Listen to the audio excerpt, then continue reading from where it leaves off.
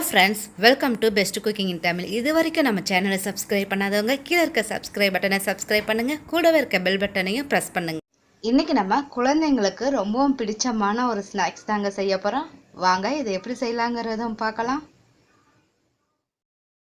ஒரு வாழைக்காய் எடுத்துக்குங்க. இதை மேலுள்ள தோல்லாம் நீக்கிட்டு இதை நம்ம ரவுண்ட் ஷேப்பில் கட் பண்ணி எடுத்துக்கலாம். இப்போ நான் வாழைக்காயை நல்லா ரவுண்ட் ஷேப்பில் கட் பண்ணி எடுத்துருக்கேங்க. நீங்கள் உங்களுக்கு எப்படி விருப்பமோ அந்த மாதிரி நீங்கள் கட் பண்ணி எடுத்துக்கோங்க. இப்போ நான் ஒரு வாழைக்காய் எடுத்துக்கலாம், இந்த மாதிரி கட் பண்ணியிருக்கேன். இது மாதிரி கட் பண்ணேன்னா உங்களுக்கு நிறையா வரும். நீளமாக கட் பண்ணால் நமக்கு கொஞ்சம் கம்மியாக தான் வரும். அதனால நான் இந்த மாதிரியே கட் பண்ணி எடுத்து வச்சுருக்கேங்க. இப்போ நம்ம பஜ்ஜி மசாலா நம்ம ரெடி பண்ணிடலாம். இப்போ அகலமான இந்த மாதிரி ஒரு பவுல் ஒன்று எடுத்துக்கோங்க. இதில் நான் கடலை மாவு 1 கப் அளவு ஆட் பண்ணிக்கிறேங்க. இப்போ இதோட நம்ம கொஞ்சம் கிறிஸ்பியாக இருக்கிறதுக்காக கார்ன்ஃப்ளவர் மாவு ஒரு 2 டீஸ்பூன் அளவுக்கு நான் ஆட் பண்ணிக்கிறேன். இப்போ கார்ன்ஃப்ளவர் நம்ம ஆட் பண்ணுறது நல்ல ஒரு கிறிஸ்பியாக இருக்கும் உங்களுக்கு, அதுக்காக நம்ம ஆட் பண்ணுறோம். இதில் நான் மிளகாய்த்தூள் ஒரு 2 டீஸ்பூன் அளவுக்கு நான் ஆட் பண்ணிக்கிறேங்க. காரமாக உங்களுக்கு வேணும்னா கொஞ்சம் கூடுதலாக கூட நீங்கள் ஆட் பண்ணிக்கலாம். இதில் ஒரு 1/4 டீஸ்பூன் அளவுக்கு கரம் மசாலா ஆட் பண்ணிக்கோங்க. இது ஆப்ஷன் தான், நமக்கு மிளகாய்த்தூள் மட்டும் கூட இருந்தால் கூட போதும். இதில் பெருங்காயத்தூள் கொஞ்சம் ஆட் பண்ணிக்கோங்க. இப்போ இதுக்கு நம்ம தேவையான அளவுக்கு உப்பு சேர்த்துக்கலாம்.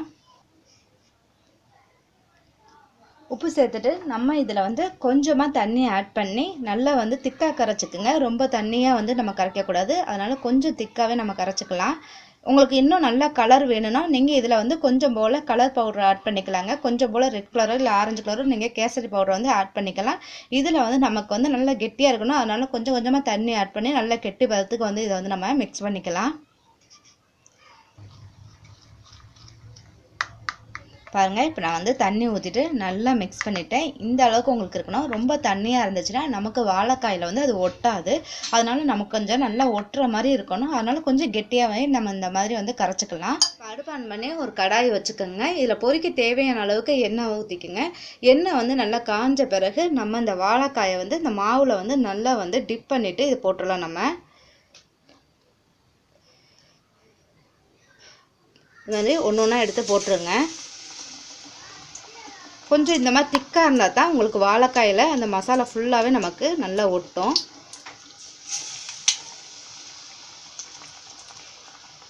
இது எந்த ஒரு நம்ம கலரும் சேர்க்க தேவையில்லைங்க. நம்ம வீட்டில் இருக்கக்கூடிய இந்த கடலை மாவு மட்டும் இருந்தால் போதும். கடலை மாவு கூட இல்லாட்டினா என்ன பண்ணுறீங்க, கடலை பருப்பை நல்லா மிக்ஸில் போட்டு நல்லா பவுட்ரு பண்ணிக்கோங்க. பவுட்ரு பண்ணிவிட்டு சளிச்சிட்டு கூட நம்ம இந்த மாதிரி பண்ணலாம். நம்ம இப்போ இது நமக்கு 2 பக்கமும் நல்லா வெந்த பிறகு நம்ம எடுத்துடலாங்க.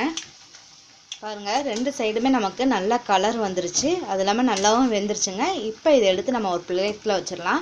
உங்களுக்கு மாவு நல்லா திக்காக இருந்தால் தான் உங்களுக்கு இந்த மாதிரி நல்லா உப்பிக்கிட்டு வரும். பாருங்கள், ஒரு சுவையான வாழைக்காய் பஜ்ஜி நமக்கு ரெடி ஆயிடுச்சுங்க. கண்டிப்பாக நீங்கள் ட்ரை பண்ணி பாருங்கள். இது உங்களுக்கு ரொம்ப பிடிச்சிருந்தா லைக் பண்ணுங்கள், ஷேர் பண்ணுங்கள், மறக்காமல் சப்ஸ்கிரைப் பண்ணுங்கள். Thank you viewers.